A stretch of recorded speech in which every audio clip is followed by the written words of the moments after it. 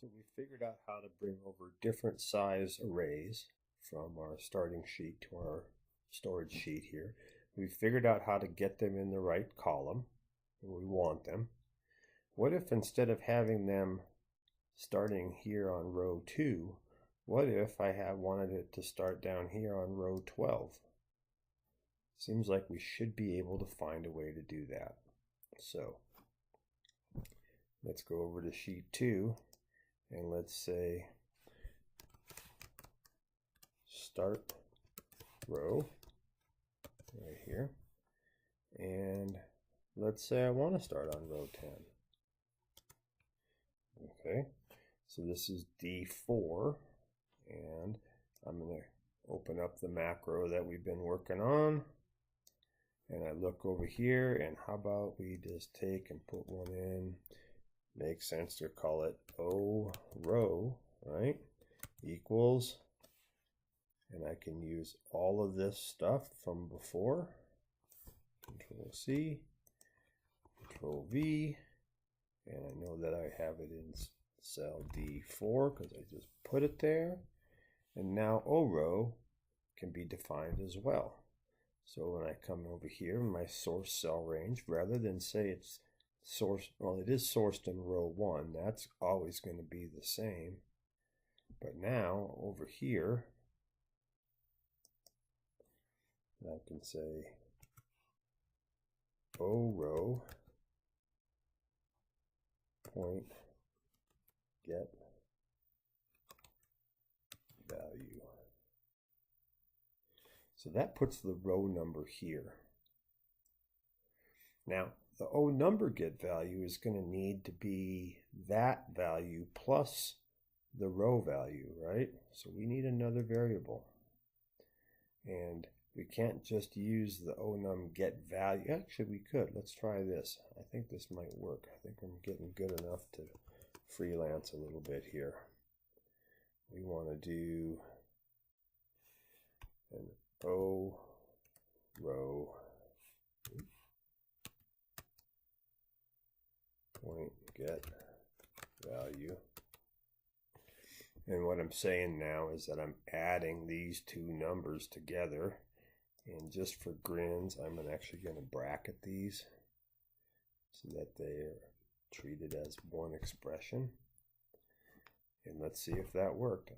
If it did, I would theoretically now be able to choose a size and a row number for my things to be placed in. Basic runtime error occurred.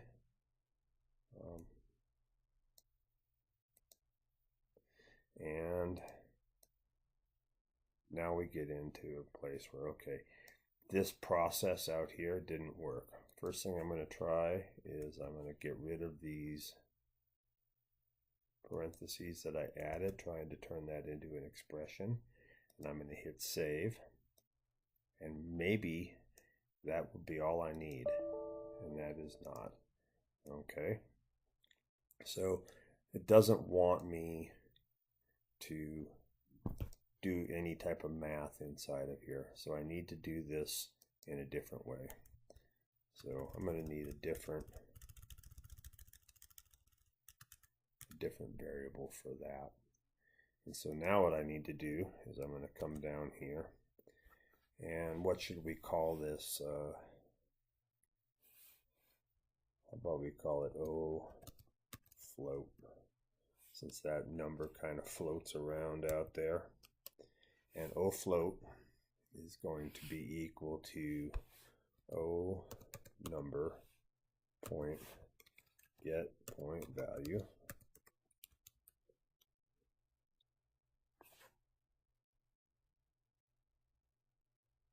Better get rid of that because that's going to get in the way. Plus that equals, come on back up, plus O row point get value, and that's O float. Now, because O float is defined as two numbers, when I get out here, I don't need to use that get value. I can, since it's already a number, I can just call it ofloat. Save. Scroll this down. And I have another basic runtime error.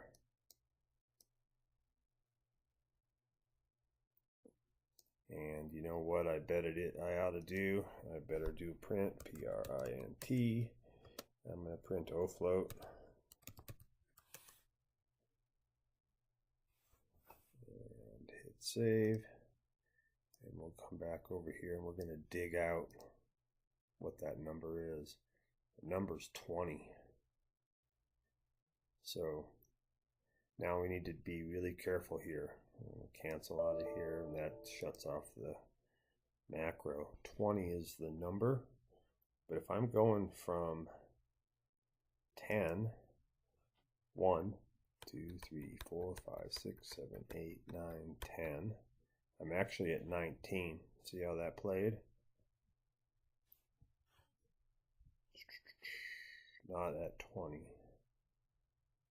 So let's try subtracting 1 and see what we get. We might actually wind up having to subtract 2 just by the nature of the beast, but let's give it a shot and see what happens if we subtract 1. So O value minus 1. Save that. That should give me 19. And if I get that right, we should be able to pull this off. Let's find out. So there's 19. And son of a gun, over here in mission control, on the 15th, it goes from row 10 to 20. I doubled it up. See the 20 there and the 20 there? I made it. Let's do a quick erase on this, just to make darn good and sure that it works. It's 19. Go back over here to mission control. Now I can place these items wherever I want vertically, and I can find the date that they're on horizontally. So this little transfer piece of code is now quite powerful because I can control from the end user side, from the spreadsheet side, where things go. That gives me a lot of leeway. I just put a quotation in here to REM statement that out so it doesn't execute. And now a user can not only determine how many rows they want to move, but they can determine what the starting row is. And the starting row also, in this case, is the row that you want to be in plus 1 because of that zero line convention. So it's not completely accurate, but what I could do is I could bump this around, and what I could do is I could say, okay, let's move this down here, put that right there. I put in the start row 10, and this puts in not 10, but a formula, this plus 1, backspace, equals this plus 1. So now it's row 11. And let's move this back to today.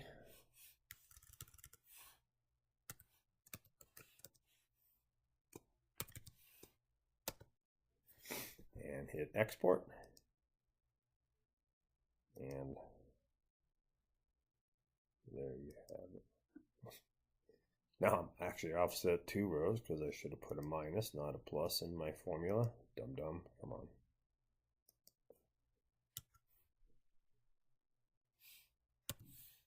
Boom. Hit export again. Go back over here, and now you can see that the 20 is starting on row 10. So very simple little manipulation allows me to do quite a bit of work and pretty darned effectively move things around. And now that I have this, it will work on any active sheet that it's set up in. So you can start to see where this becomes powerful when you start talking about having 7 sheets and 7 wind stations. Thanks a lot for watching.